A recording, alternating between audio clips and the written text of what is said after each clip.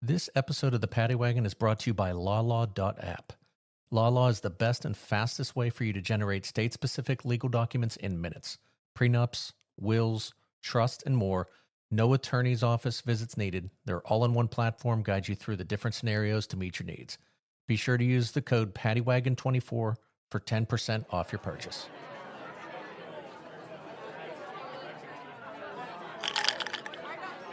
Hey everybody, pull up a seat. I have just topped off my glass. Why don't you grab your favorite beverage and join me? This is the Paddy Wagon.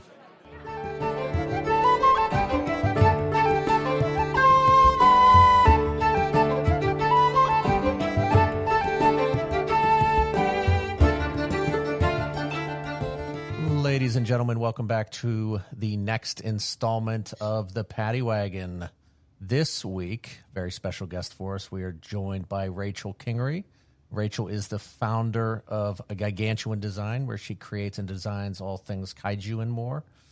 She is joining us today to kind of walk us through her creative process, tell us a little bit more about her company, and for a very exciting thing for the Paddy Wagon, you will all be a part of our very first unboxing of a very, very generous gift that she kindly sent to the show that will be displayed here for eternity. So I'm super excited about that. I really, truly cannot express that enough. Rachel, welcome to the show. How are you? I'm great. How are you? I'm doing awesome. Thanks. I'm super excited to have you on. We had chatted before, just so everyone knows. And, sometimes I meet with people before we record and we kind of hit it off where I think similar in nerdiness, which I like, nerds, but a little bit different kind of realms, or that's a right. Great. I say nerds and then I use the term realms. Like, yeah, that's pretty bad. So, you know what? You're creative. Let me ask you a question. I am shit at introducing the people. I start off with, welcome back to another installment. Hey, everybody, welcome back to the Paddy Wagon. I've got a good one. Like, I tend to always say those things. I'm going to put you on the spot here. Can you think of anything else? And I also go, I got a good one for you, folks. But anything else that just mixes it up a bit? Anything you can think of. I will take any advice I can. Everyone laughs at me. They're like, dude, you sound like a robot when you introduce people. I don't know. I am like the worst writer on the planet.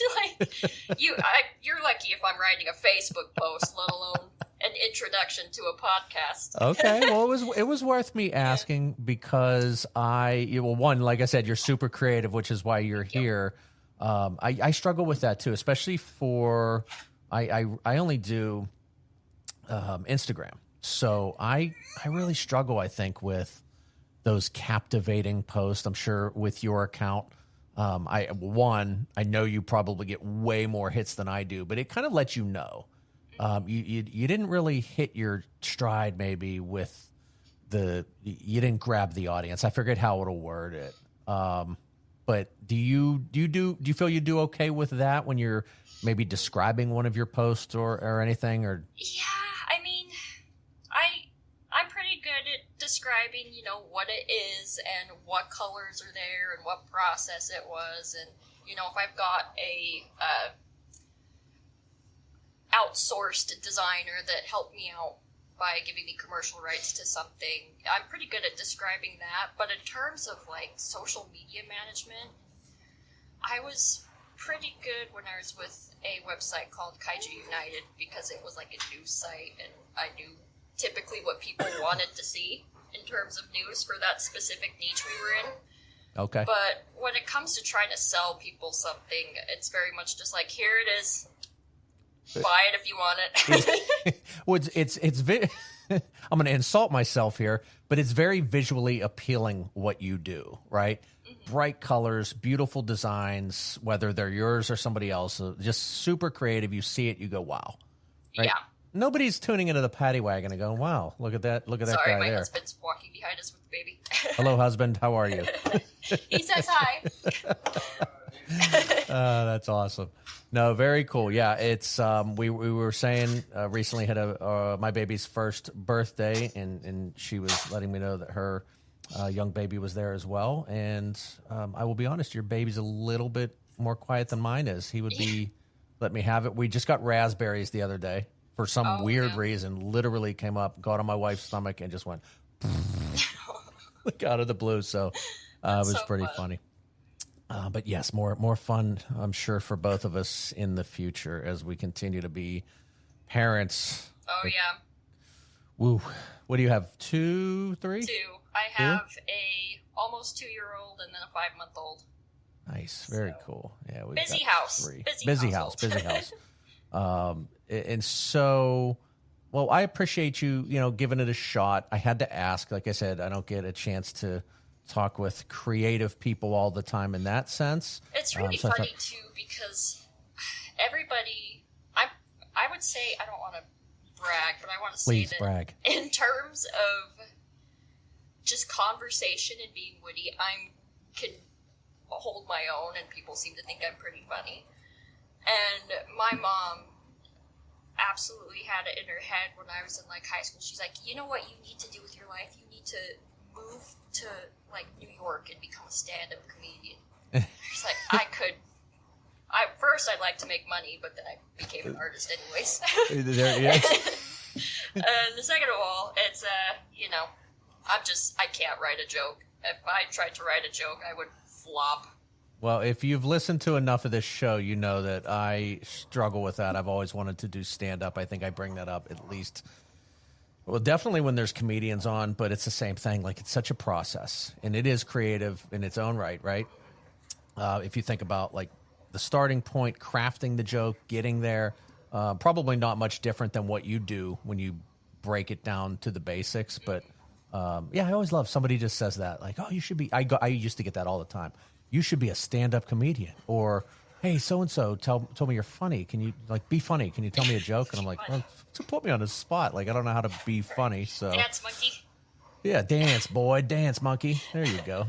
So, so kaiju. I believe I'm kaiju. I think I'm saying that right. Correctly. For the people that don't know, and I'll be honest, I kind of knew what it was, but I'd like to know what words mean.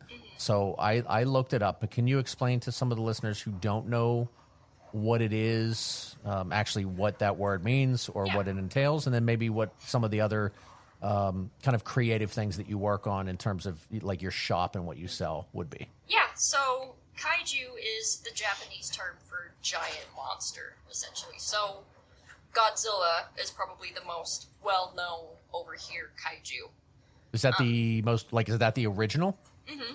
Yep. Okay, cool. Yep. Yeah, and, Pacific Rim, I don't know if that movie came out well over a decade ago now, but Pacific Rim called them kaiju. I think the Godzilla movies in America that are currently running right now, they're called Titans or something along those lines. Okay. But kaiju is essentially just the Japanese term for giant monsters. So when somebody's referring to a kaiju movie, they mean a giant monster movie. Okay. So technically King Kong, anything like that could be? Okay. Yep. Just got to be a giant monster of any sort. So I had gotten my start because I was a Godzilla fan and I was working on a volunteer basis for a kaiju news outlet, essentially. Well, okay. I shouldn't say that because Kaiju News Outlet's actually the name of a site. Okay. The site that I was working on was called Kaiju United. And we essentially just interviewed celebrities or, prominent artists. And we delivered kaiju news and just different content and covered conventions. And I was a back-end person. I would occasionally do some interviews, but I just hated it so much. I do not like. Well, you're doing great. You're doing great. I don't know if I believe you. I think you would have been great interviewing people. Yeah, but I mostly did the web building and the graphic design, and I ran the social media, and I curated for other artists to contribute to the site in a way. Okay. So I had wanted to start my own thing as a visual artist. And there just wasn't really any way for me to feasibly do both. I had a 3-month-old at the time. Okay. So I broke away from that to start my own thing. And I had already kind of built a name for myself in the community just for what I was doing on that website. And I had played with some designs, and I would keep getting a lot of comments from people saying that I need to turn my designs into action figures or art toys. And my husband had owned like a shitty little Ender 3 printer, and it just wasn't going to do the job. So I was like, all right, well, we don't need my car. I'll just sell my car for the business startups. Okay. And bought going all in, as they say. I like it. Yeah. Bought some 3D printers from there and got started. Okay, cool. So your artwork prior to getting into 3D printing, 2D, 3D, obviously it was kaiju like focused, but what type of artwork was it? So initially I actually wasn't really doing kaiju art. I was a professional graphic designer before I left the workforce to raise my family. Okay. I did 2D vector artwork for marketing purposes, so I did a lot of logos, stuff for print, t-shirts for companies, digitizing for embroidery. In my area, I was kind of known for specializing in race car and classic car t-shirts, because we have a pretty big classic car and racing community in rural Idaho. Okay.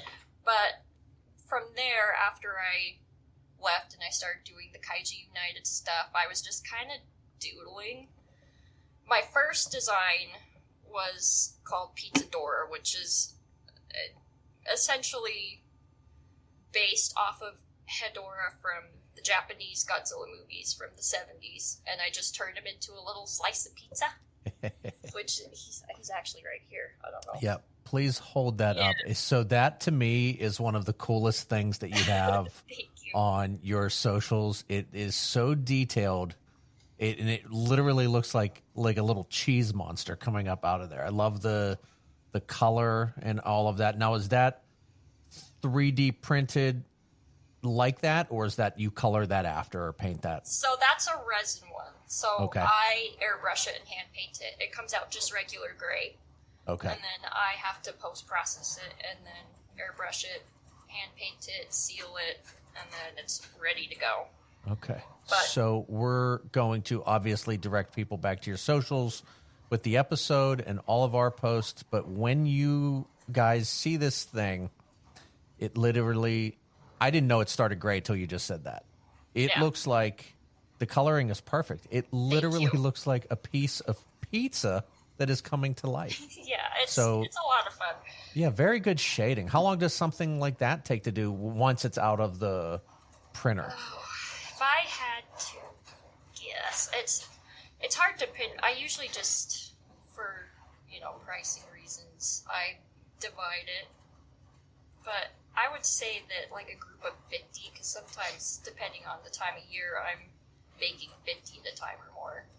Okay. So I would probably say 50 of them would take me 4 to 5 hours to paint. You can do 50? Mm-hmm.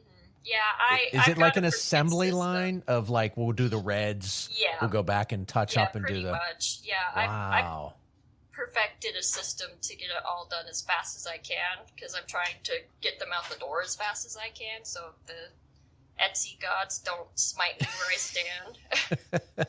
Well, whatever you're doing you're doing it right, because it does not look rushed. You clearly have a good process, so keep doing whatever you're doing.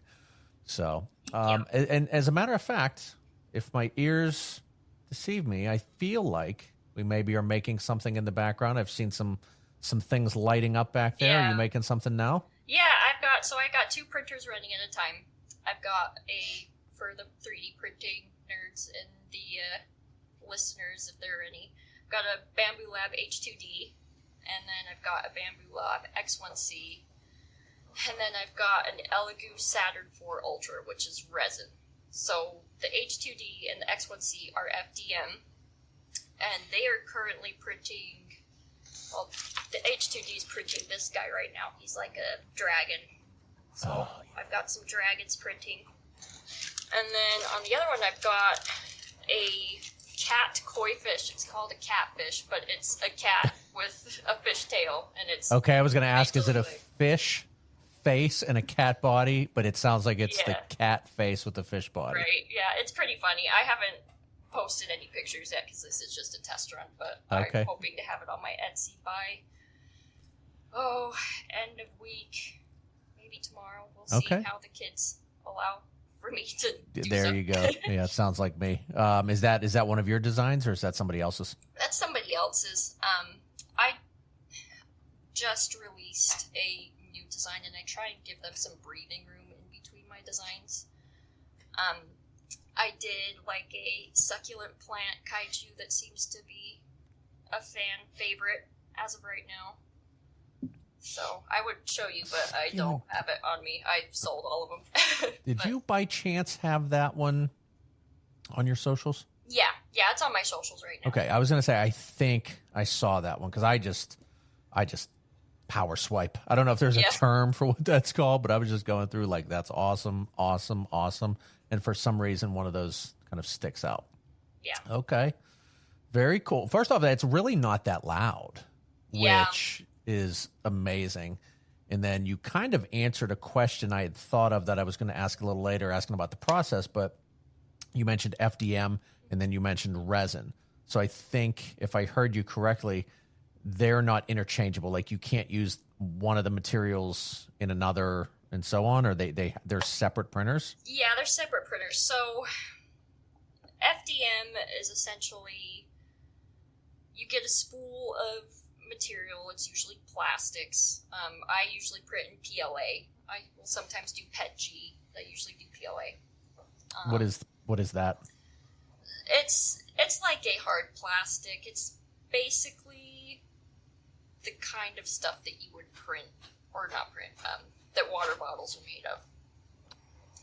So the squishy or like that harder plastic? It's harder. So it's squishy if you print it in very thin layers, which it's not very stable if you do it that way. But it's pretty hard. It's sturdy for the most part. So okay. It feeds the filament, which comes on a spool, into a nozzle where it heats it up and melts it, and then it prints it directly onto a heated build plate for FDM. For resin, you get a big bottle of liquid resin, and you pour it into a vat with an LCD screen at the bottom. Okay. And the LCD screen prints or projects each individual layer onto the build plate, which cures the resin to the build plate. And that does that, if I'm picturing this right, so with the FDM, you're building it, you've got the plate on the bottom, you're going down, right? It's building itself up. And it sounds like and again, I may have misunderstood, but if it's the LCD screen is underneath, is it raising it, like it's building it from the bottom? Yeah, it's building it from the bottom. So the opposite direction of the FDM. See, listen to that. My wife tells me I don't listen. She doesn't know what she's talking about. I picked up on that good. I visualized that. You did a really good job of explaining that. Thank you. Oh, that's cool. Yeah, I'm trying to visualize that. I'm going to have to look that one up online because that just in and of itself sounds pretty cool. Yeah, it's a very intricate and delicate and relatively unsafe process if you're not doing it, carefully enough. I always tell people that resin is like the last place you want to go because it's the first place I went, and it was a huge learning curve. Okay. But in terms of 3D printing, FDM, in my opinion, is a lot easier and a lot safer. But resin printing, you don't have to worry about stuff like layer lines. Okay. The like, So let me ask you this then, because I was thinking of when you started talking, I was like, are there any safety concerns? So when you said safer, like what's not safe about resin? So resin off gases a ton. Okay. Especially, like when you open like a new, just Yeah. anything. You know what I'm talking about? Like you open it and you're like, oh, I got to let this breathe. Is that what Yeah. off-gassing is? Yeah, and you shouldn't be exposed to it at all if you can help it. So it off gases, it produces VOCs. When I'm handling resin, I'm wearing like a full lab coat, latex gloves, a respirator, and then the printer itself is in a ventilation setup. So none of the gases that occur when it's printing can escape, and it's just being vented outside. Oh, that's cool. It's also a sensitizer, so if you get it on your skin, depending on who you are, there's some people that will get a little on their skin and they can wash their hands and they're fine. But then there's other people that if they get exposed to it for too long, they get sensitized to it, and then they have such severe reactions, they just need to sell their printer and no longer print. Okay. And that is only when it's in its liquid form, I assume. Once it's hardened and everything. Once it's hardened, it's safe, because okay. the UV light deactivates it.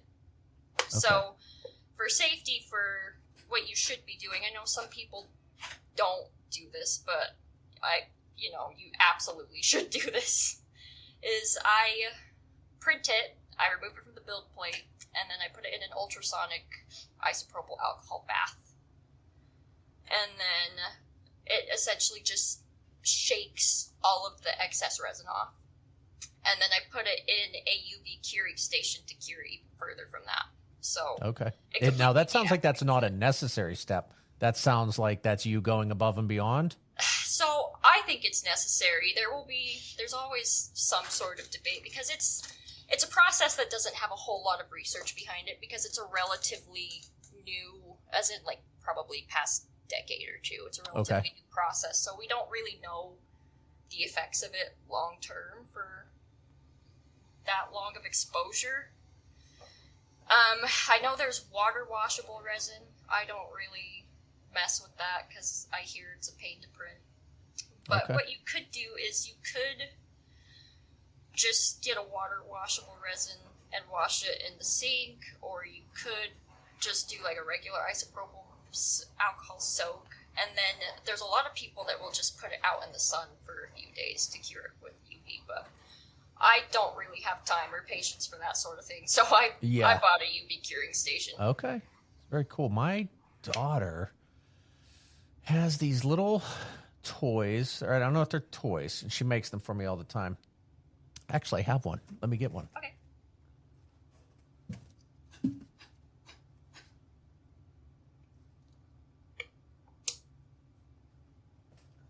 So this is her handiwork right here.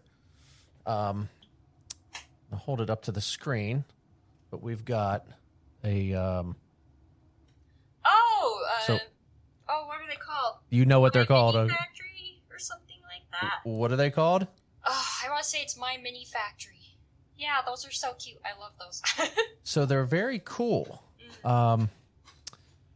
Now, what I didn't love was that they give, my daughter is old enough and knows better, but they give a little thing of chocolate sauce. Okay. And that chocolate sauce is actually resin. Yeah.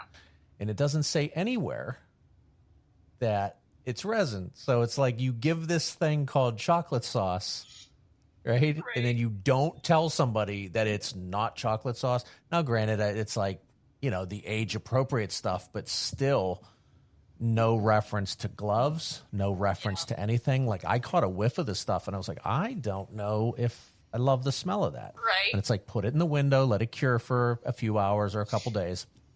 I actually had some light bulbs that were UV. So again, probably very similar to like what you're talking about with the curing station, that it did it like in no time. So, but yeah, that was pretty cool. I thought it was sweet. She made those for me.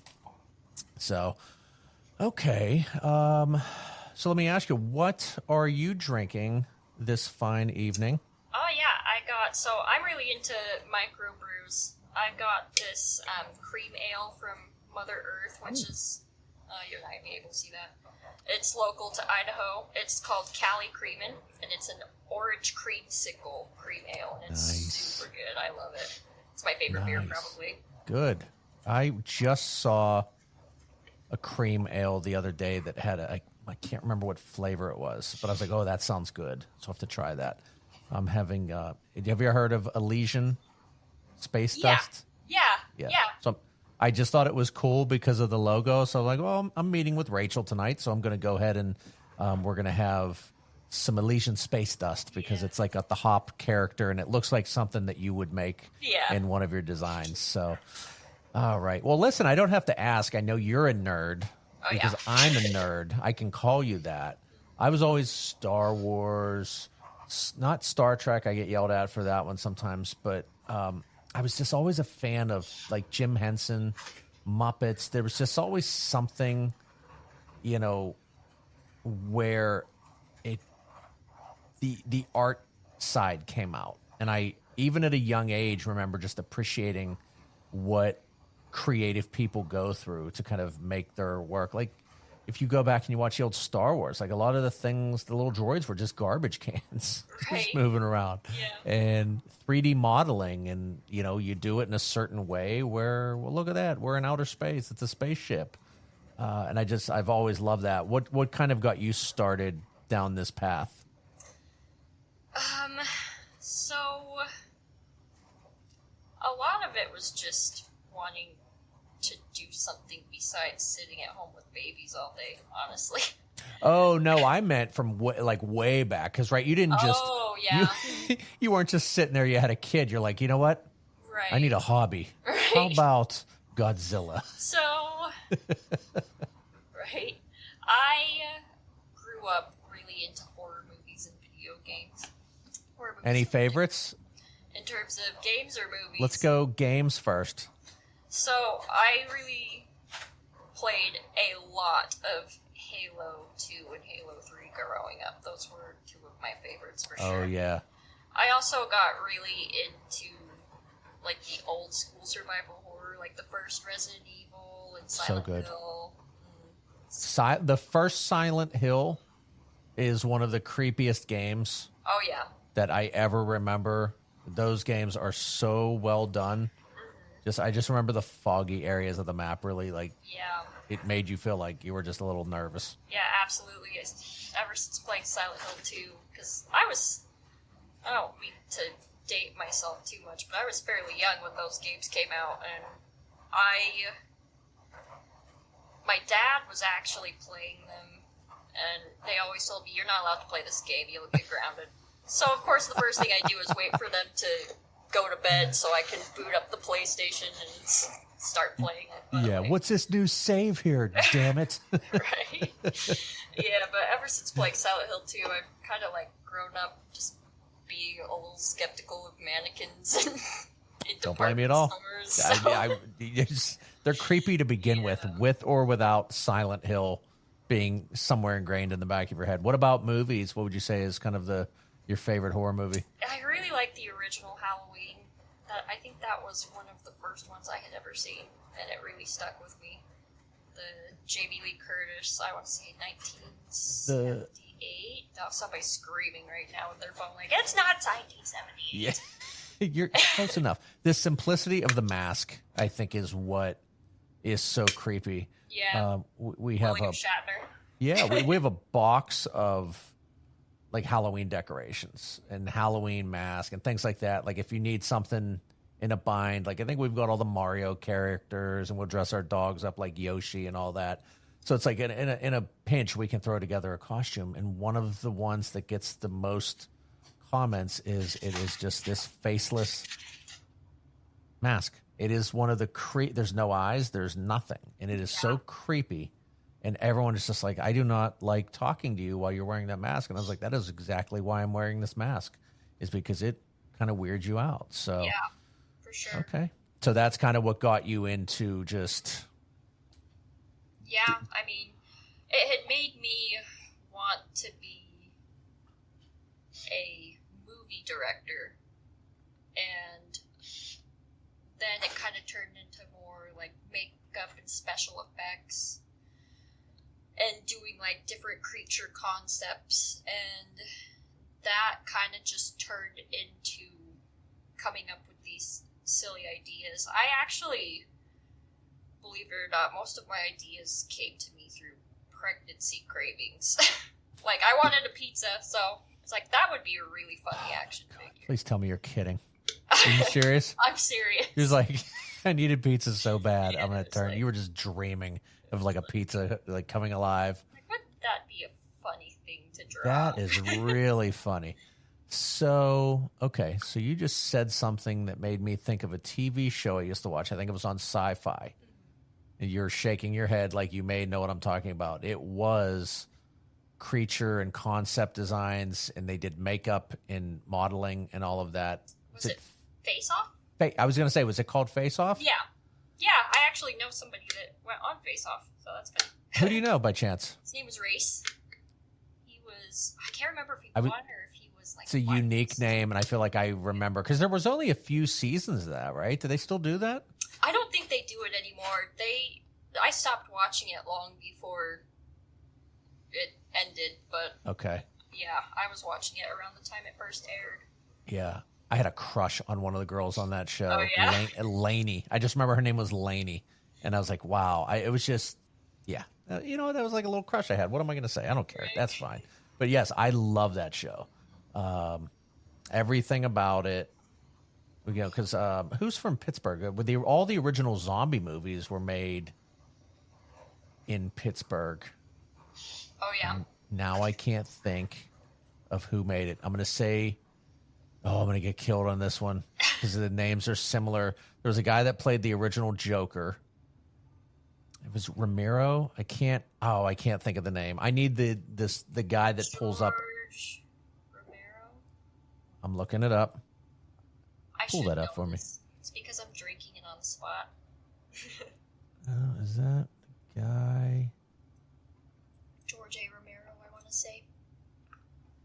Yeah, because I don't think he was from Pittsburgh.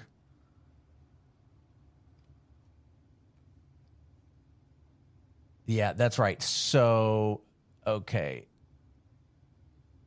Mr. Rogers was done in Pittsburgh. So he did The Night of the Living Dead, 1968. And he did a whole bunch of those movies. But actually, he was in New York and died in Canada. Okay, cool. Yeah, I knew there was a Pittsburgh connection there, and I was like, George Romero. Now I'll sometime go back and look and see who the hell who was the person that played the Joker on the original Batman. I don't know. Well, I'm not gonna know that. I'm so bad with the comic book movies. Yeah, I was never a big... I think Batman was the only thing I ever watched. I'm really bad with when people are like, oh, the new Marvel movie. I'm like, nope, you're talking to the wrong person. Oh, yeah, I checked out a Marvel years ago. Yeah, I get yelled at for that one. Yeah, I get yelled at for that one. All right, so I feel like a little kid on Christmas right now. I have been jonesing for this. Can I please unbox what you sent? Yes, absolutely. I'm Okay. excited to see your reaction. Oh, boy. Now, I got to be honest with our listeners. I cheated a little bit. All I did, and she saw it, she can verify, all I did was I kind of cut the box open a little because I figured I will save a little time here. How funny would it be if they're broken? No, don't say that. Oh, my. Okay. Well, you went overboard, which I actually enjoy.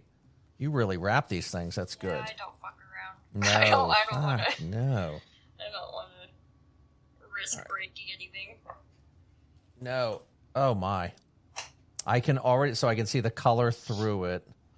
This is amazing. Wow. The detail is so crazy. So, yeah, man, you're not kidding. I should have opened these before. Yeah, I put a lot of bubble wrap, a lot of tape. All right. Oh, and you know what's funny is that feeling is also not what I expected in terms of the material. So that's pretty cool. That is like a legitimate. Oh, wow. Wow. Oh, goodness. I'm coughing. Excuse me. Wow. So I'm going to hold this up close here. We'll get some pictures of this bad boy, and I'm going to post this. Yeah. Okay. So please walk me through. You got to see the tail, the design. And I'm going to post pictures of this on the social just because this camera's not doing this thing justice, mainly because of the lighting. The tail, everything about it is so freaking detailed. That is incredible. Look at that. Okay. So this is actually walk me through the material and everything, because that is cool. This one is actually one that I hold a commercial license to. So a pretty common practice in 3D printing e-commerce sphere, if you will, is that people will design files and then you can subscribe to them on something like Patreon and pay a monthly subscription, so you have the commercial rights to sell them on your store. So that is somebody else designs it. Yeah, and then I print it, and then most people don't paint them. I do, because I like to have, eyes and stuff on them. Nerd question: what software would one use to create like a 3D? Because it's a 3D image of some sort, obviously. Yeah, I mean, it depends on your hardware. I use Blender because it's free and open source, and I really enjoy using open source programs. But there's a lot of people that do stuff like Nomad Sculpt. But I don't use like an iPad or anything. I just prefer Blender. Okay. Wow, I can't get over this thing. So, I want to know if this is the design or if this is your touch on it. So when it's printed out or when the design is created, so obviously this is not one piece. Like everything moves. The wings move, the legs. Is this a wyvern? Correct me. Wyvern, yeah. Is 2 legs, right? Yep, wyvern's 2 legs. And then Who's the dragon's nerd 4 here, legs. folks? Absolutely. So when it's printed, obviously it's not connected, so you get the... So that one actually does print connected. So oh, really? You can get something called a print in place file, where it essentially prints, for lack of a better term, in mid-air in such a way that it can continue to print in mid-air. So it's printing out each individual joint already connected. So you don't have to assemble it at all. Wow. What is this material? Which is this? This is matte PLA. Okay. So, FDM and PLA, are they different? So FDM is the name of the process. PLA is the name of the material. The material. Wow. Okay. That is... I don't even have words. Yeah. First off, you painted this? So that one is a gradient filament, and then I painted the eyes and the claws. So you can get different filaments that have different effects. The next one that you're going to open, you'll be able to see multiple different effects on it, and that's one that I designed. But you can get like a gradient filament that changes color as it prints. And you get to choose, So or the file chooses where the have gradient any goes? control over the gradient. It's just that you get a spool of filament that just changes color throughout it, how it's wound up on the spool, basically. Okay, so then if I said, hey, I want another one of these, this is incredible, and you printed it again, there would be subtle differences in it? Yeah, there might just be a different order of colors. Wow. Okay, and oh my goodness, sending me 2, you're the best. Thank you. I can't even express how happy I am, and I am so, I'm not an envious person, but you truly are talented. Thank you. There's not many things that I'm speechless about. First off, I'm speechless. You're very talented at wrapping things, too. Yeah, I get that a lot, especially when people do unboxing videos. Well, I'll tell you what, I mean, listen, Rachel cares about what she's going to be sending your way. Yeah. She doesn't want it broken. That's just poor. Nothing worse, right? That's where people get bad reviews.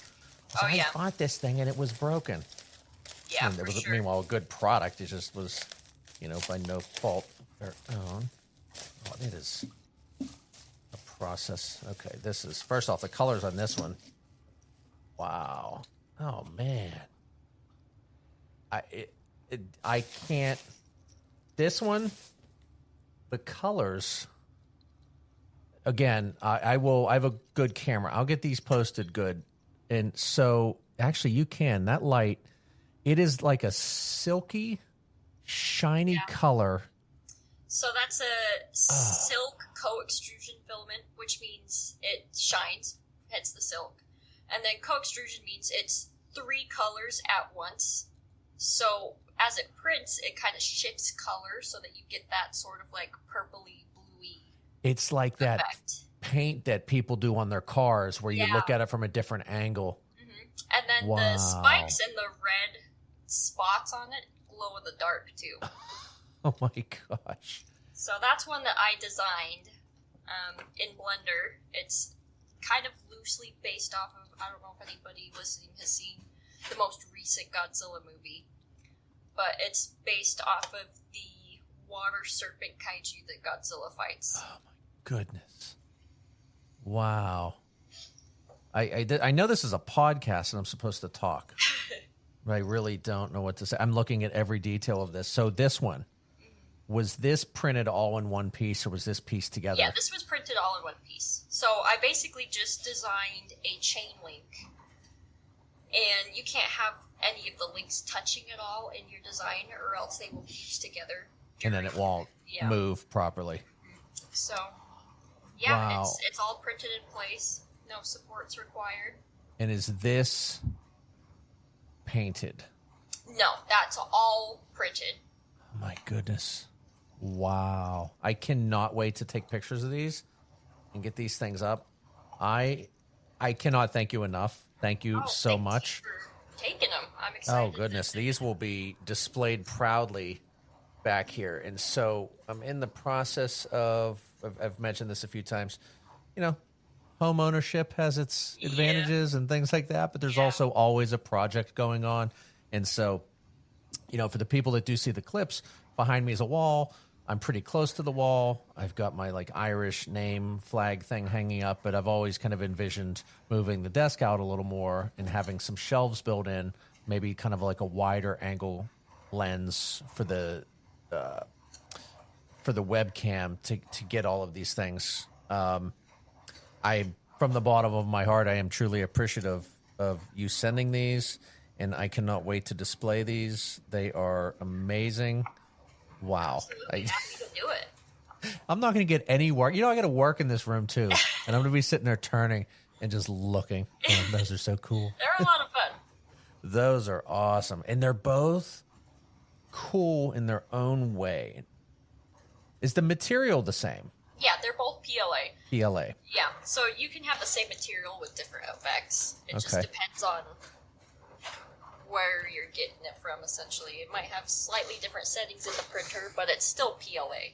Okay, and PLA is the material, and I imagine that's a scientific name that's a mile long. Oh, yeah, I couldn't tell you what it is. Don't worry about it. What is the process, FDM? Do you know what that is?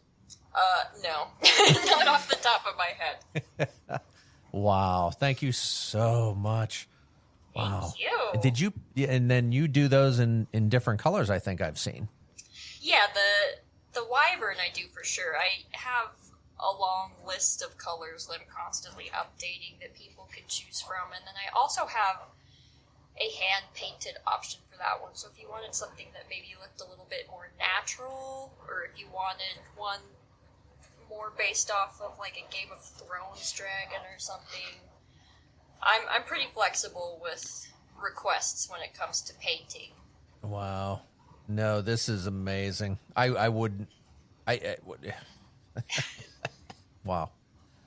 It is so. I knew it was cool, like seeing pictures of the stuff, but I think seeing it in person, and it's just it's like a snake where each vertebrae, like there's just everything's independent of everything else. Knowing that it all comes together in one piece is spectacular.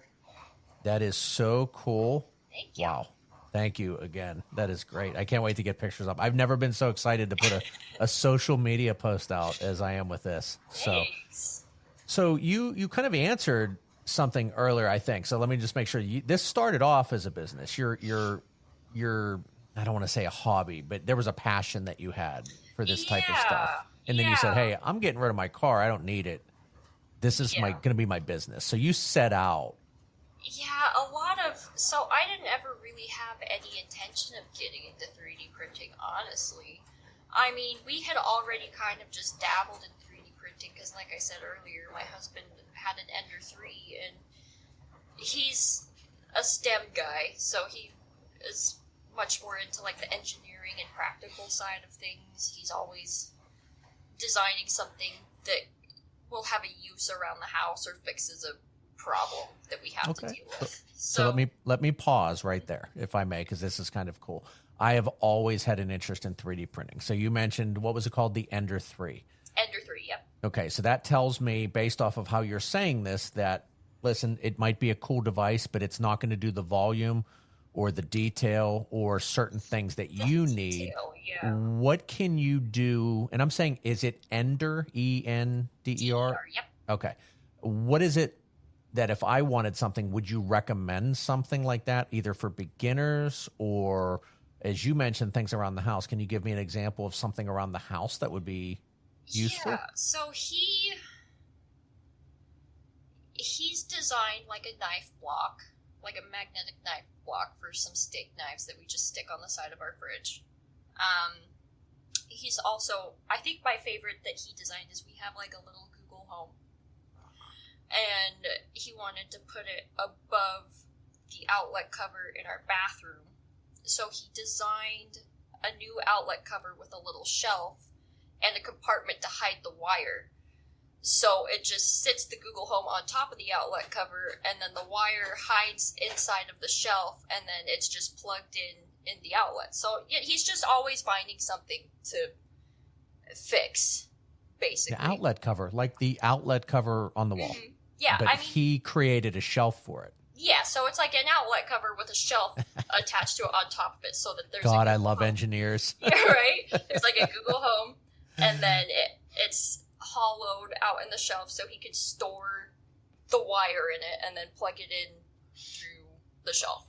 Okay. He would be able to describe it better than me. You've literally described it perfectly. So, but... No, I love the process. I love that, like I said, my son is super intelligent, and I've always said he's got that engineering brain. I love the way...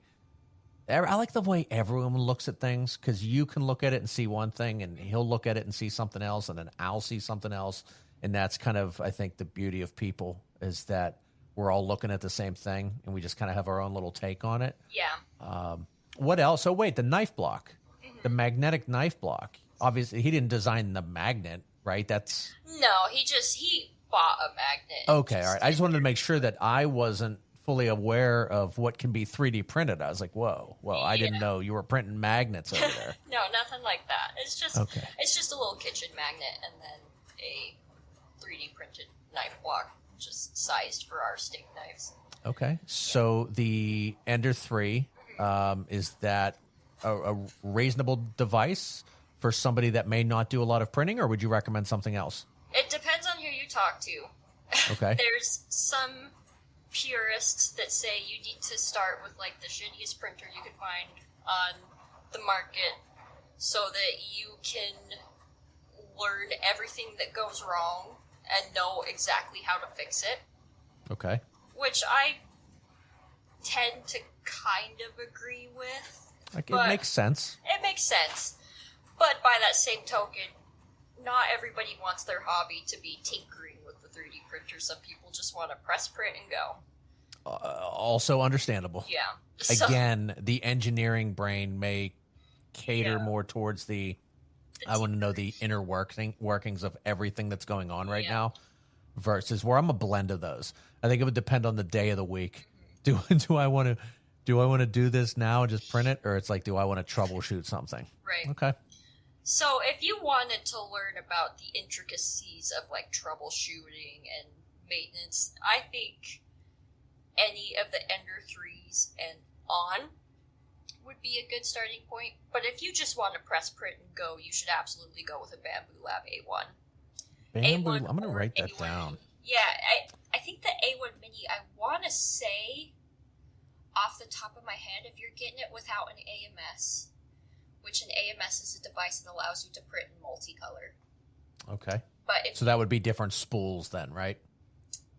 So it would be multiple spools at once. So if you have I want to say it's don't quote me on this, it's like the AMS Mini or the AMS HT.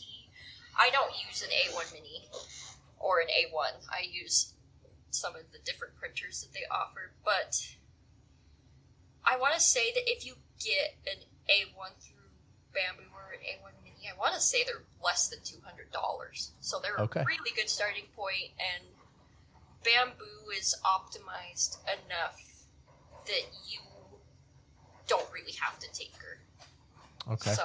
So in terms of tinkering, right, if I want to design something, right, let's just say, for example, I had that idea that popped into my head that your husband made, right? There's no template for that, right? You're not going to the Bamboo Lab store. Here's some of our templates if you want to make something on your own, which I'm sure they have, right? Yeah. But how did your husband create that, right? Does he, for his work, is it like he was already familiar with maybe some of the software, or did you give him a crash course, or how does that work? He's the one that gave me the crash course. He's been 3D printing for much longer than I have. Okay. Yeah, but he uses CAD software. I do not use CAD software because I am more on the creative side of things. I use Blender and then suffer as I'm trying to optimize it for 3D printing. But and Blender was the open source, I think you said? Yeah, so Blender is primarily used. I mean, a lot of people use it for sculpting because it's free and open source. Blender is used a lot for animation and video game models, stuff like that. It's definitely more animation optimized, in my opinion. There is some really good sculpting software, such as ZBrush, but ZBrush, they want $400, $500 a year for a license. Oh, the subscription model, my least favorite thing on if we earth. could go back to perpetual licenses and I could just give somebody $1,200 and then have it for the rest of my life, I would be thrilled. All day long, you see all this crap. And the thing is some of them are just little photo editing apps where it's like $39.99 a month. Yeah. Dude, I will use Photoshop Express or Lightroom for my photography, and whatever's built in for free, call it a day. Like that. I used to use GIMP. You remember GIMP, open source? Yeah, that was always pretty cool, which I think is still out there. And people still use GIMP. I know that there was some drama with Adobe about, I'd say this time a year ago, where they were updating their terms saying that if you use their cloud service, are giving consent for your files to be uploaded to use as AI training. Without your knowledge, like you had to read the fine print type thing? Yeah, it was kind of you had to read the fine print type thing, and obviously if you don't accept, they just say, okay, well then you can't use our service. And Adobe's got people cornered anyways because they're the industry standard for design. Oh my goodness. So, absolutely. Wow. Okay. Yeah. But, well, I'll tell you what, we're not going to get into bad-mouthing anyone here, but let's just say if we were going to, we know where to start. So I don't like it. Yeah, pretty much. Oh, my. Do you make anything, if I called you out of the blue and I wanted you to make just something custom and I had this cool idea, is that something you would do? Yeah. Commissions, right? Is that what it's called? Custom commission? Commission, or depending on... Commissions is one person asking you for something personally. Contract work is you're being contracted to create something for them to have the rights to. Like commercial purposes? Yeah, commercial purposes. But yeah, I've been accepting a lot of commission work lately. I've been trying to get more into it because I want to do it more often, and I enjoy 3D modeling. Any weird requests? What's the weirdest thing? I get a lot of furries. Do you know what that's a furry pretty? is? Oh, yeah, we had a conversation about furries. Yeah, we did. Yeah, Anthrocon in Pittsburgh is huge. Yeah. Which I feel bad. I don't know if I told you, but the first time I saw a furry, I didn't know there was a furry convention, and it's on the phone with my sister, and I said, some guy just walked past me dressed like a fucking cat. Yeah. And then somebody else came past, and then I like looked around, and I was like, okay, there's something going on here that I'm unaware of. And I felt so bad because the person heard me, and I wasn't making fun, which I know that that's kind of the big no-no is you're not going to tease people for their thing. And to this day, like I feel so bad about it. There's a guy dressed like a fucking cat. Yeah, but no, apparently there was a big, the Anthrocon people love Pittsburgh. Yeah. They love Pittsburgh. How do I say this? I'm down with the furries. Down with the furry. So, okay, so what can you make furry related? It's obviously not going to be fur. It's going to be plastic. You just sculpt the fur. You just sculpt it like you would like hair on an action figure. Okay, so it's like an action figure. Yeah. But when you look at it, you go, "That's a furry." Mm-hmm. Yeah. It just depends on what like print application and stuff that they want. Okay. FDM. By the way, you said "down with the furry." that was a really funny thing to hear. Like I'm down with the furries. Yeah. I enjoy having. I think I have the most fun when I'm sculpting stuff like that. It's like somebody else's creative idea and they're really excited about it and they just want to have something physical in their hands. But there's always like that one person that brings you like a really weird design. Like this is for nefarious purposes. Like, this is kind of odd. It's like, I'm not going to say no unless it, like, really crosses a line, but...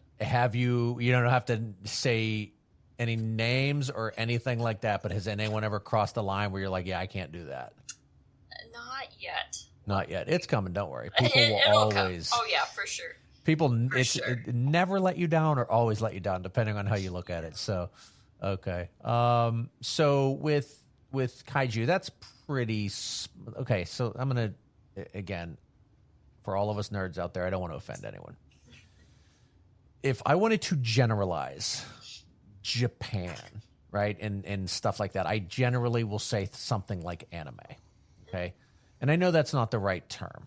Yeah. Is there a general term when we think of things like kaiju is a smaller community compared to some of the others out there? So if I wanted to reference anything Japan related, is there a general term to use that all of these other artistic styles fall under one umbrella? I want to say, I don't know. So anime, stuff that's like animated, right? If you wanted to use like a cinematic term for stuff like kaiju, and then basically, if you're doing anything that uses like practical effects suits, whether it's something like Ultraman, which is a Japanese superhero that's like a full suit. Okay. If you wanted to reference like the whole rubber get up whole thing, you would call that tokusatsu. Say that one more time. Tokusatsu. Okay, It's there's like a new one for me. TOKUSATSU. Okay. All right.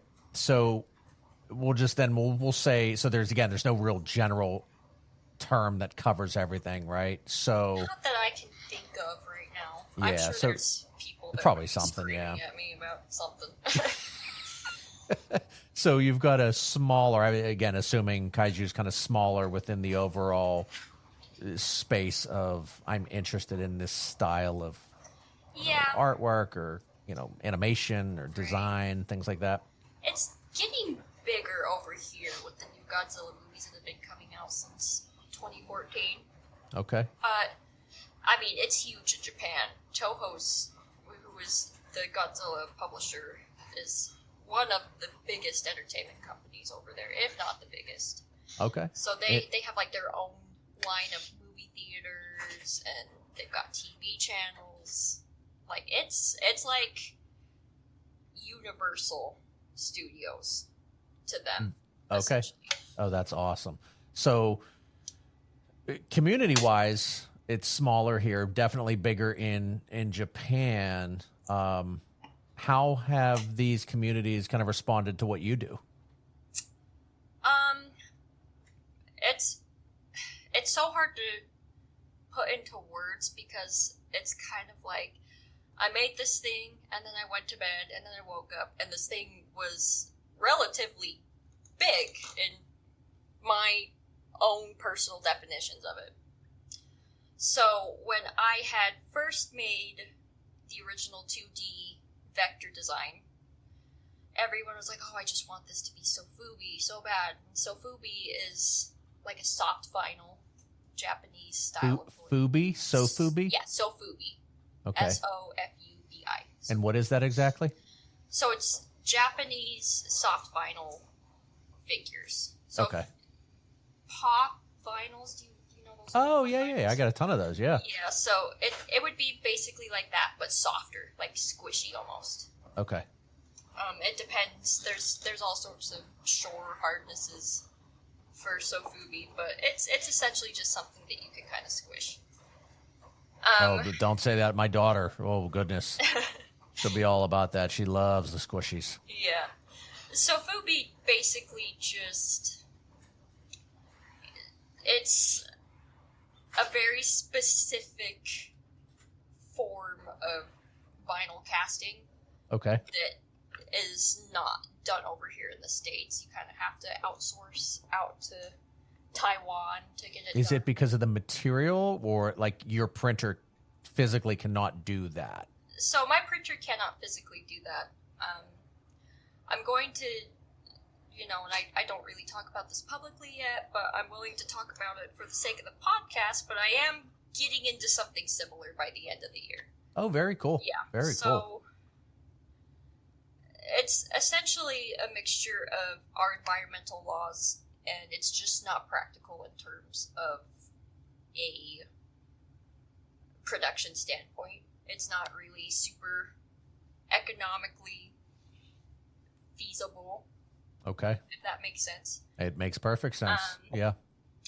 I know that there's some vinyls that I've just come across in my research that are illegal to manufacture over here just because of the environmental impacts. So like the materials that you'd be using, where it's like, if we're talking in the terms we talked earlier, when we think of things like off-gassing, right? It's like, hey, listen, resin's one thing, this shit's nasty. Is it like we're getting into that level of, okay. Yeah. Well, yeah, then that makes sense, and especially like you said, you take proper precautions with what you do. Yeah. Right. You've got kids in your house. You're running a business. You've explained to me your process, right? And you're doing everything the right way. Obviously, if there's something like that they're saying, yeah, we shouldn't do this, there's probably reasons behind that. Yeah, absolutely. Yeah, for sure. Like, it's just a very huge process, and it's so expensive to do over here, just because, how overseas production is anyways. But yeah, it's very expensive to do over here. I know of one person that does it over here, but he has to outsource all of his molds and stuff over there.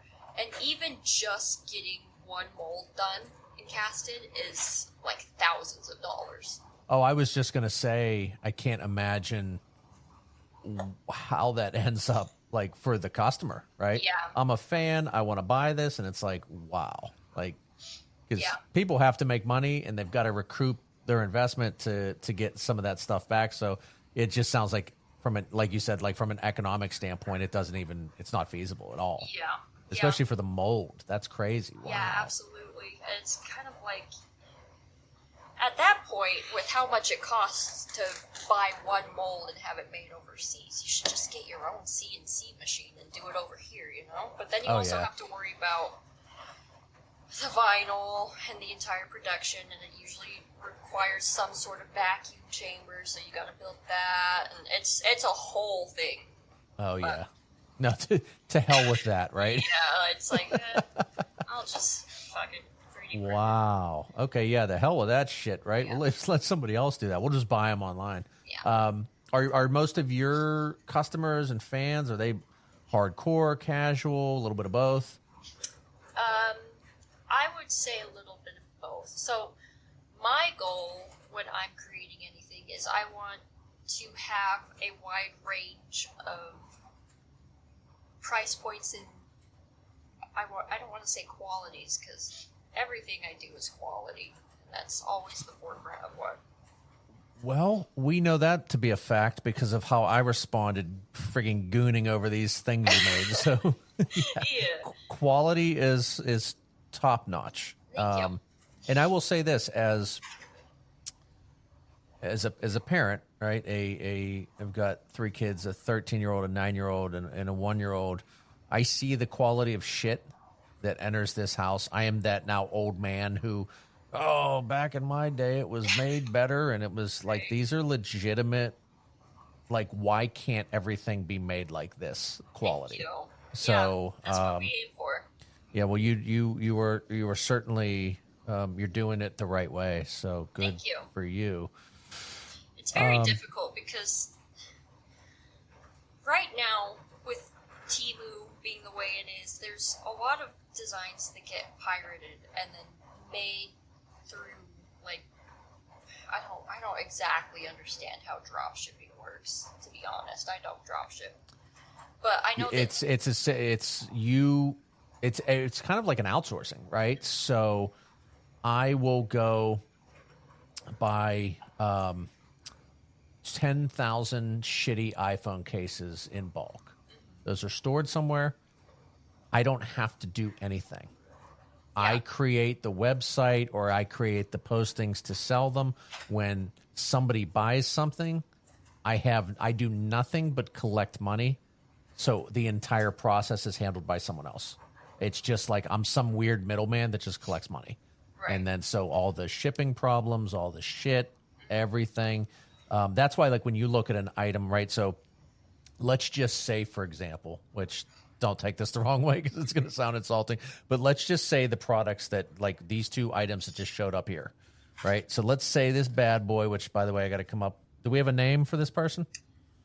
Yeah, he's called the Viros Wyvern, is what his original designer called him. See, like, I'm not judging. I said person. Look at this person. It's friggin' a wyvern. So this guy right here is available on Amazon, okay? And it's Rachuchu. There's the great. I don't just made it up, right? I just saw Rachel and I said Rachuchu, okay? And then you scroll down a little bit and you see the exact same thing, the same picture, the same everything. But the next company is Wakiki, and it's like it's a constant staying ahead of the complaints, staying ahead of the garbage that's out there. If you can hide product reviews by changing those names, so like drop shipping screws over the customer in the long run. Yeah, it helps the business owner, but people are not getting quality products because, right, when you put a bad product out, I can go. That Rachel, boy, she makes garbage, and just buy it somewhere else. And that eventually catches on with everybody. You can't catch on to poor quality unless you know what to look for. And like I said, when you search for, like, I remember wanting to get my kids a piggy bank, and I said, like, electronic piggy banks or something. Everything came back. It was the same damn image 50 times over, 45 different fucking company names. And all different prices, and it's like, okay, what am I missing? So it's like I looked into it, and there's articles out there on just how grimy people are. So because if you're outsourcing everything, just stay away from drop shipping. Yeah, absolutely. I mean, and Temu has all of these, like, very popular articulated dragon prints. I don't sell those because, frankly, it's a race to the bottom if you're selling, like, the super popular dragon. It's called Cinderwing. The Cinderwing dragons. It's just a race to the bottom, but people will. Can you know what? Educate me. Race to the bottom.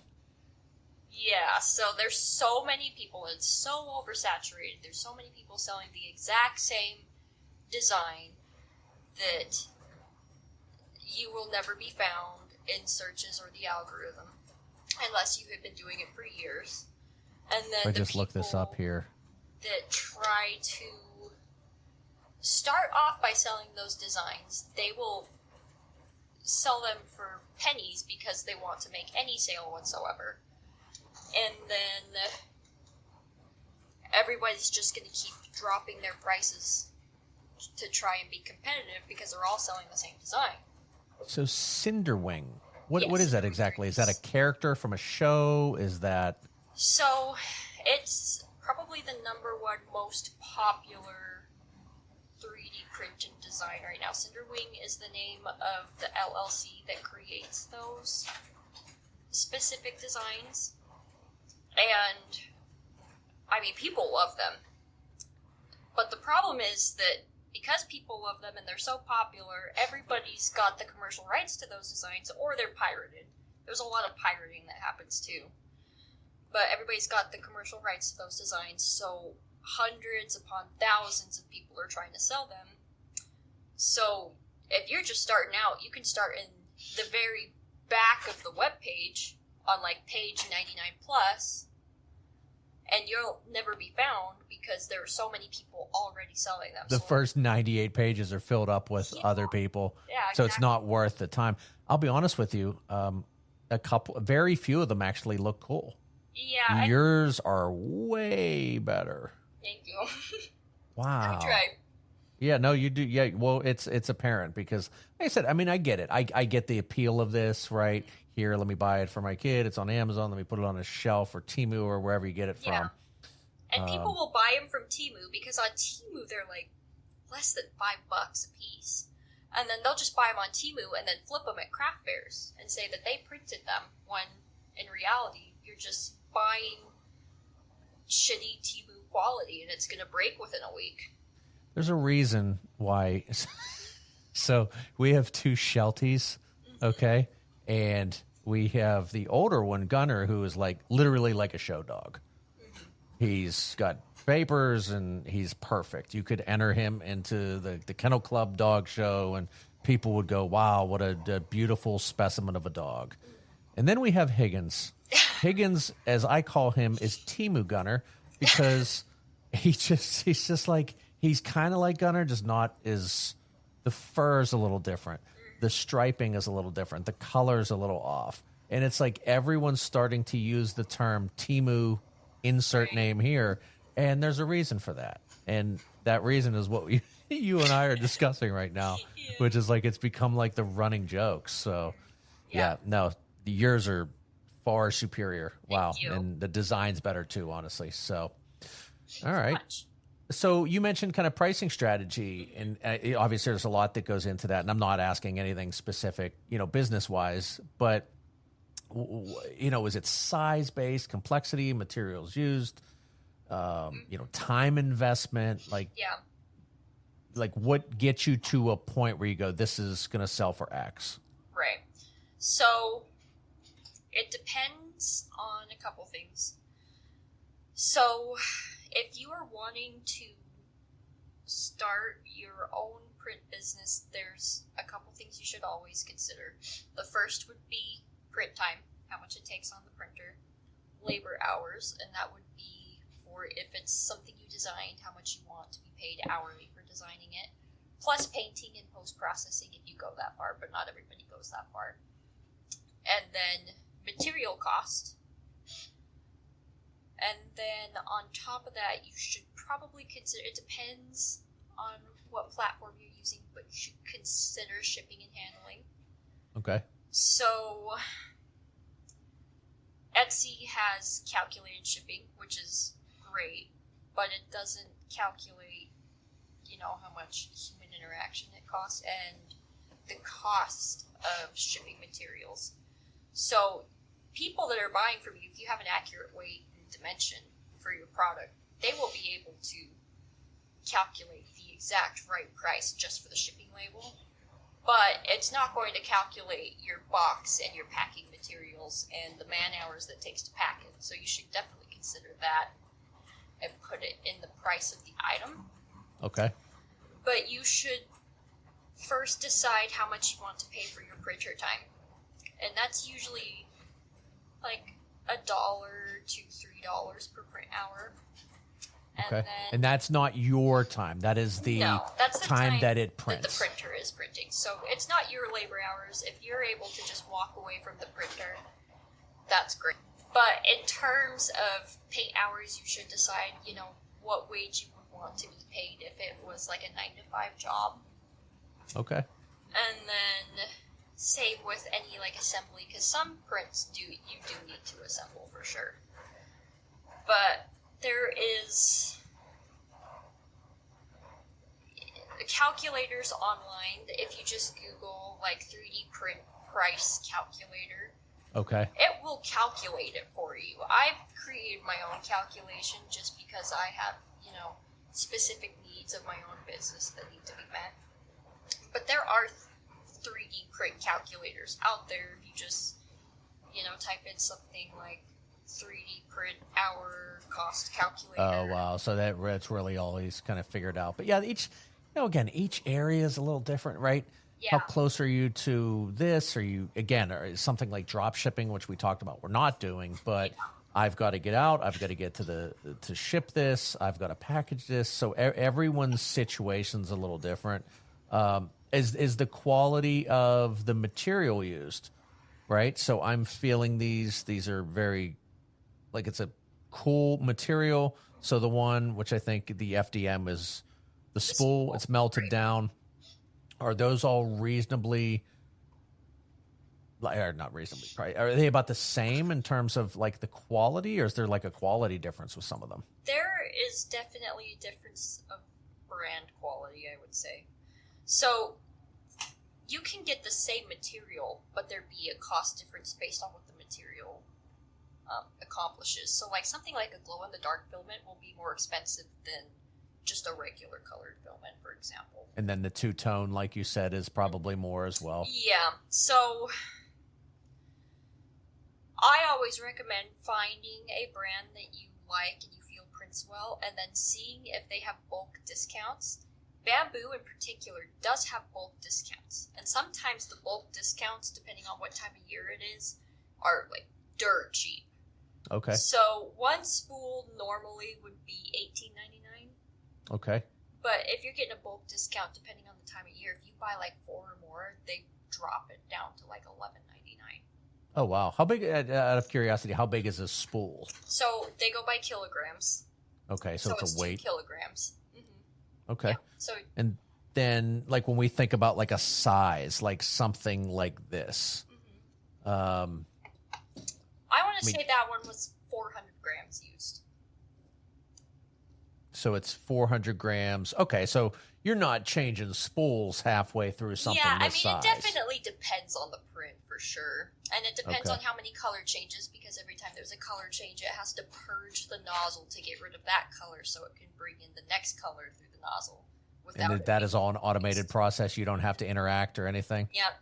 Yeah, oh, and cool? I mean, if you've got something without an AMS, like an Ender 3, like I brought up earlier, you can't really do color changes, but you can set the printer to pause at a layer, and then you can just go through and quickly change the spool. Okay. The color. Wow. There's a lot going on. It sounds like a lot, but once you get going, it makes a lot of sense, and there's so many resources online between YouTube, and I think I check Reddit for a question I have daily. Reddit is Reddit. Reddit no matter figured it what. out I'm a with Reddit. podcaster, trust me. There's plenty of reasons for me to be on Reddit. Yeah. Now, do you collect as well? Do you just see some of your do. artwork come out and you're just like, it's the best thing I've ever My seen? artwork's the last thing I collect. Once I make you're something, so I used want to it seeing gone. it. What do you collect? So I collect a lot of Godzilla figures. I do collect a little bit of Sofubi, but I actually like collecting other artists' work.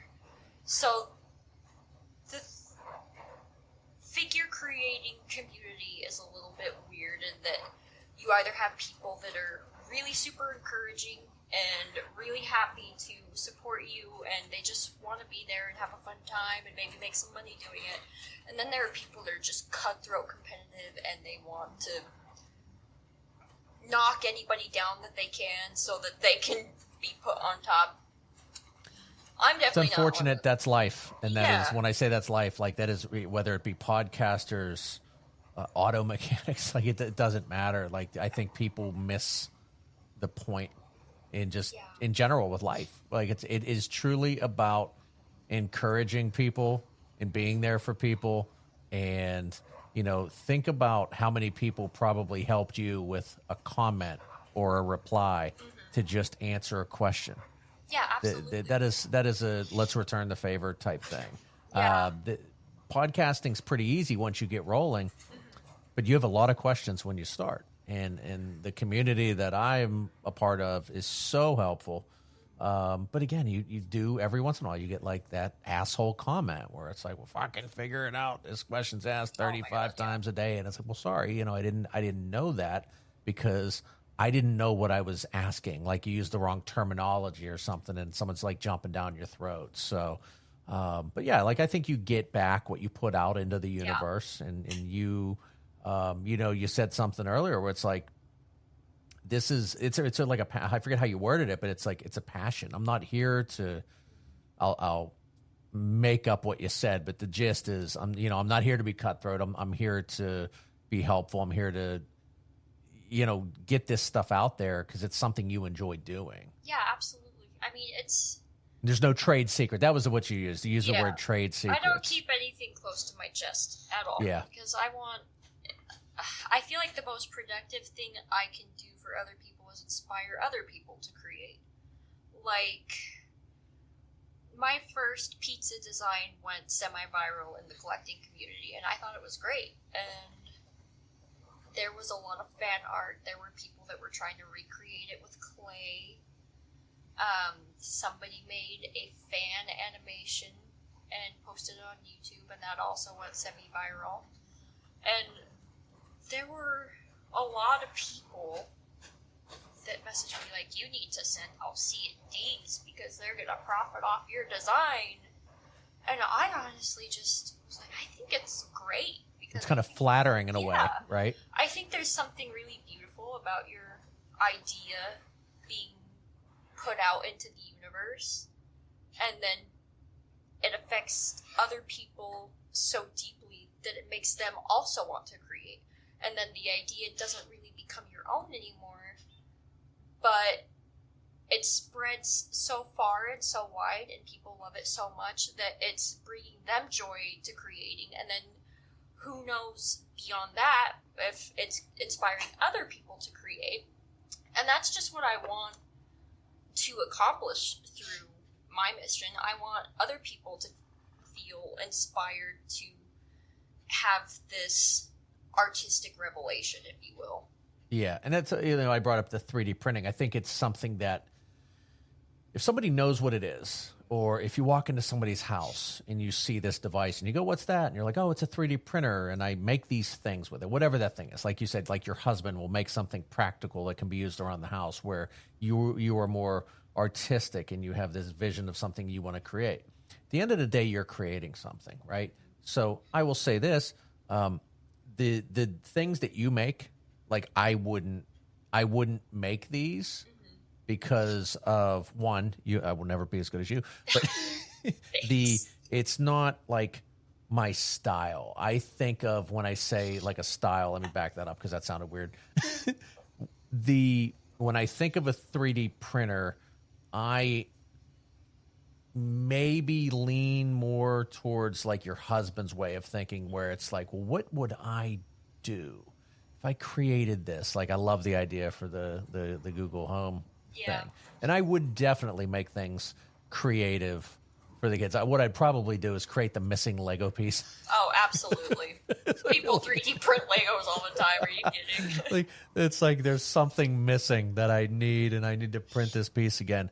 But it does. You just having this conversation with me has inspired me in a way where it's like, now I want to get one. Yeah. And what can I do? And at no point of me thinking, what can I do? What can I create?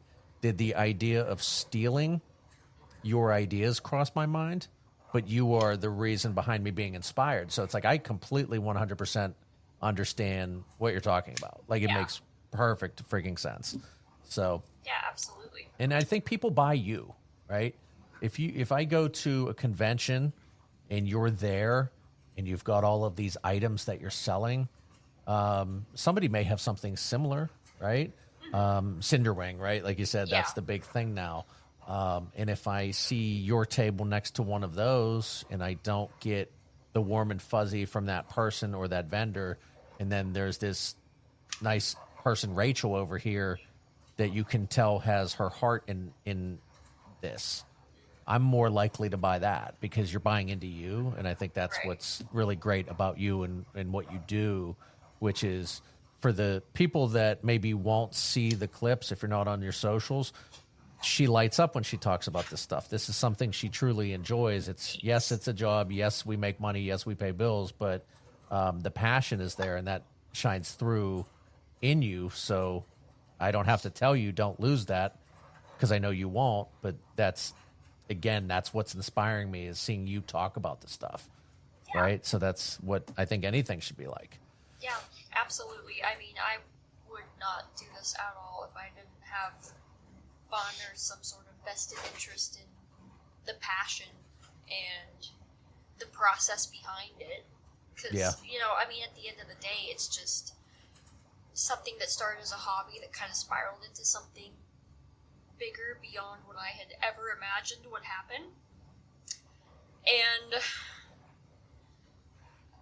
that's like the biggest thing that I want people to know when they start 3D printing, or when they start thinking about maybe monetizing 3D printing, is that if you don't enjoy 3D printing, just because, sometimes it could be easy to make money off of it, doesn't mean you should do it. Because, I mean, if you go into 3D printing just with the intent to make money, you're not going to make any money.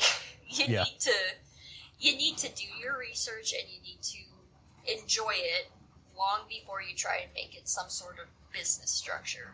Because at the end of the day, if you're trying to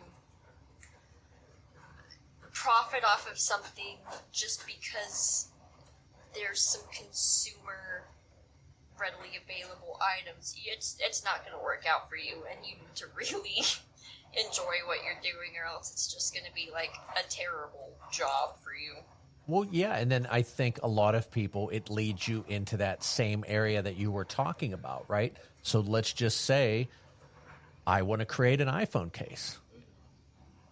Not exactly a niche market. Like, Right. You go to Temu, go to Shine or Sheen, whatever it's called, go to Amazon. Like, there's a lot of other people that had that same idea, and they had a lot more money, and they've got a lot more phone cases out there, and they've got a lot more company names and all that stuff. So it's like you are competing against, you're in a space you don't want to be in.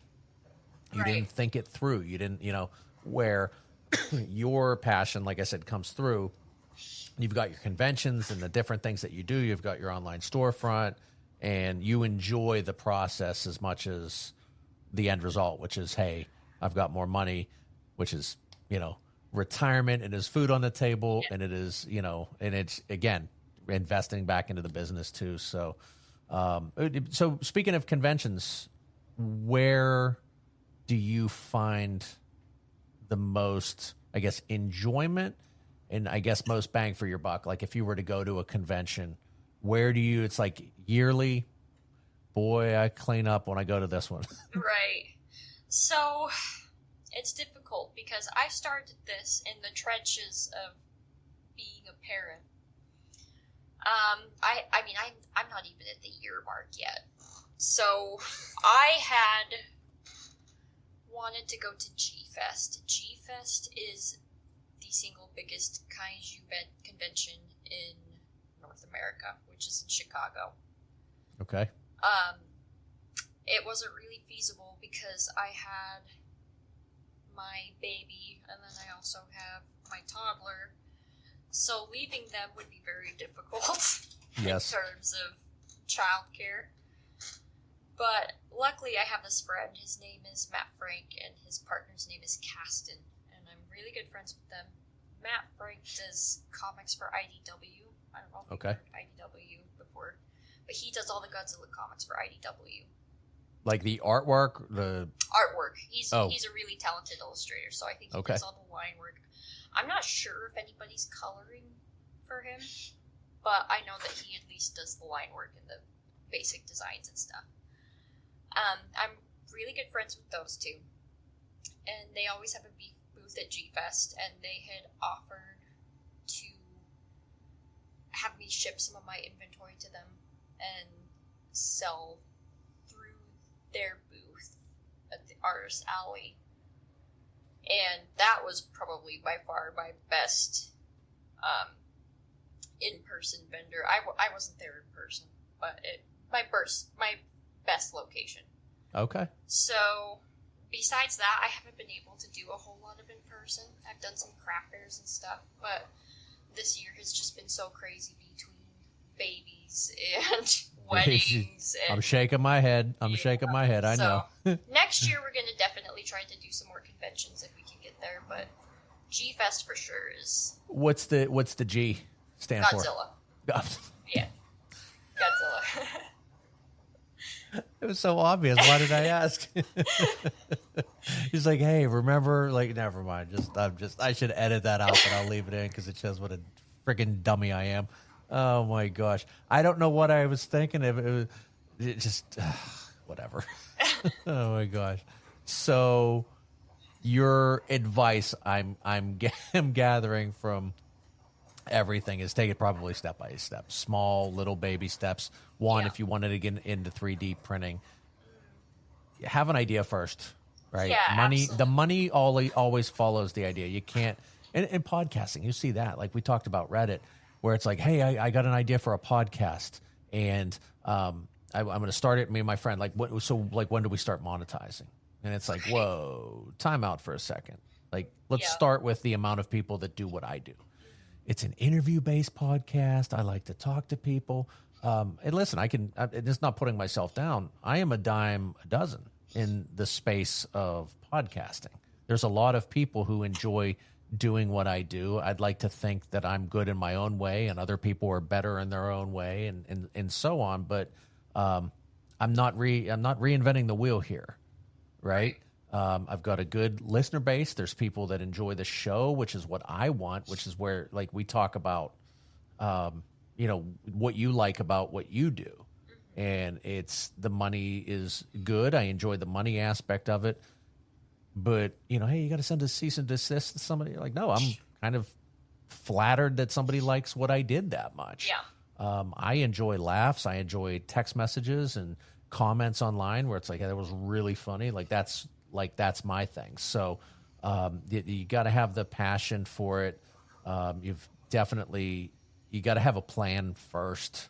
So, I know that you'll, as you continue to grow, and I'm excited to watch that with you because you've got a fan in me now. And now I've got all types of ideas for commissioned work that you can do. Because I'm like, oh, I've got a little Paddy Wagon 3D printed character that looks like me and all that fun stuff. But we'll get into that. And we'll share that as well. So, any advice other than what you've said that you can think of for people that may have an interest in jump-starting something like this after listening to this episode? Yeah, so there are two huge things besides everything else I've said about, just enjoying it and whatnot. But in terms of the actual 3D printing device, first one is know what you're getting into. Because there's a lot of people that want to start resin printing and don't realize how dangerous and time-consuming and, frankly, expensive it can be. You need to be aware of the health precautions that you need to take, and you need to be aware of what you need to set up to make sure it's safe. Can I pause real quick? Is resin printing cheaper to get into? Is that why people do it? So people do it because they don't want layer lines in their prints. So, yeah, so you have FDM print. If you look really closely, you can kind of see horizontal lines through it. Maybe. Really? Like what it... Okay. So, the smaller... It's texture, though. I see it as texture, right? I mean, so the smaller people you make are nitpicky. I know. The smaller you make it, it may be harder to get certain details. So my printer is 8K details for resin printing. Look at the fire hose wyvern. Come on, just look at the wyvern and see. All right. You might be able to see in like his horns and stuff. Okay. Maybe. Yeah, I can. Okay, yeah, I can see it. So they don't want that at all. So that's the main draw to 3D printing with resin. Okay. Give me an example. I'm sorry, I haven't let you finish give me an example why that's so important. Okay. I got two different versions here. Okay, so that would make sense then. So when we're thinking about like cheese, melted something.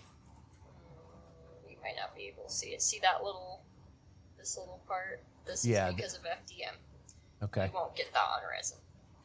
Okay. So you can get a lot higher resolution with resin.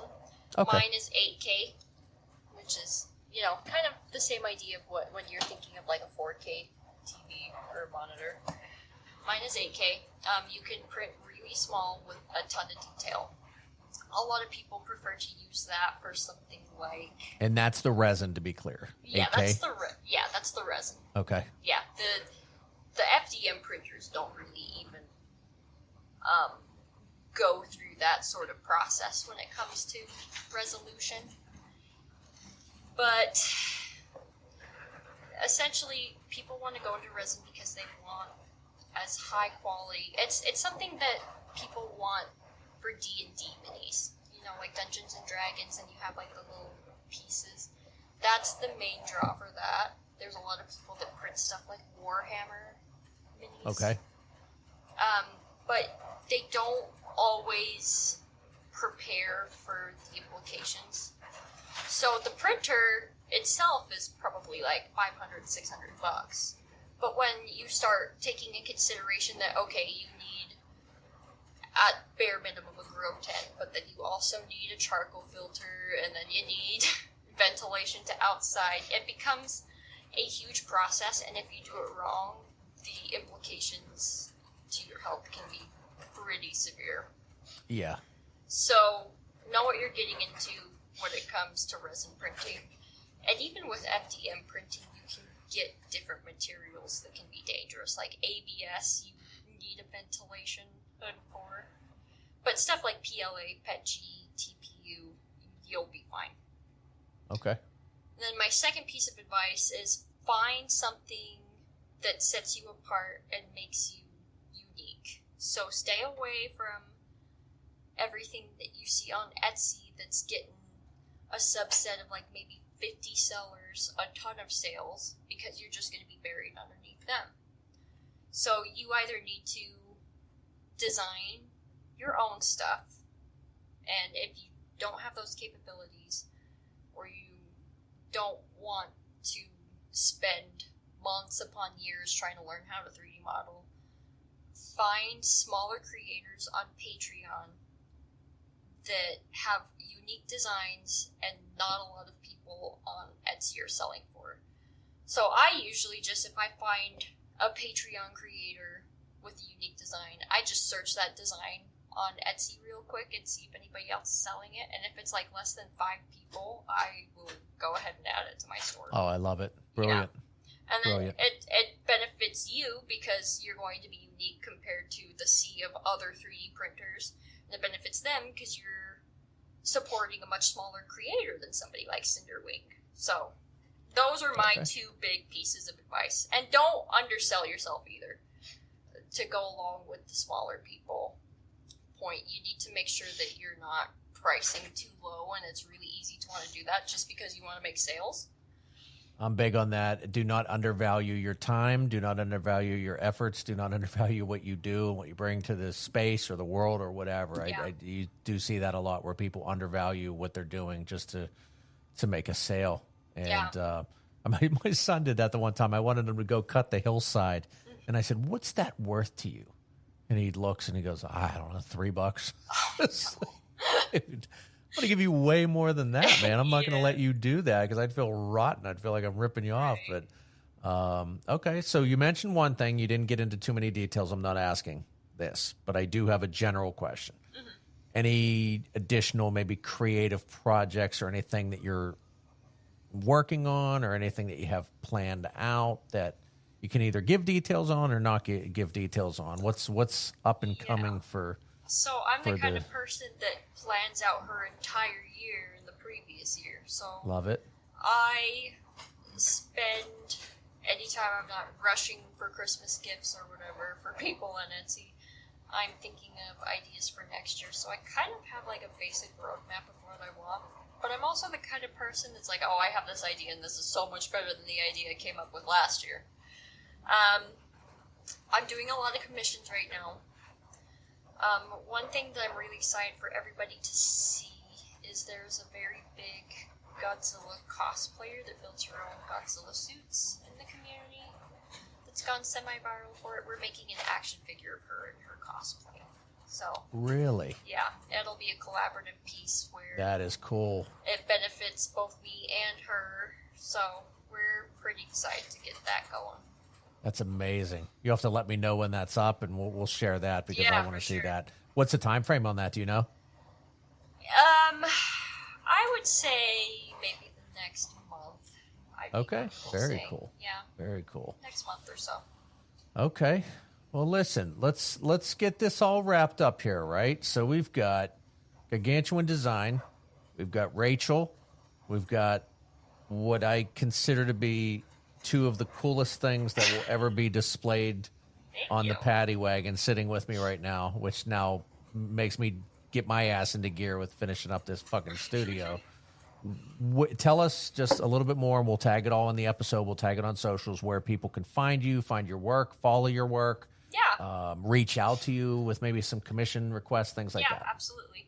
I'm most active on Instagram at Gigantuan Design. That's GIGANTUAN Design.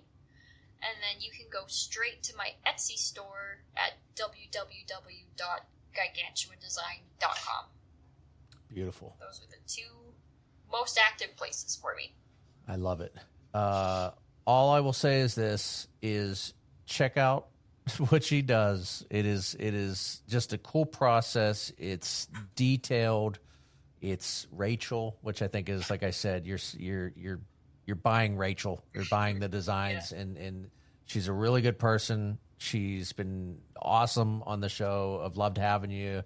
I know the listeners will love listening to this show. And again, hopefully, if you can inspire one person out of this, it's a win, I think, for everybody. So I'm glad you sat down and you had a drink with me. I've had a ton of fun chatting with you, and I look forward to chatting with you soon. So we'll talk to you later.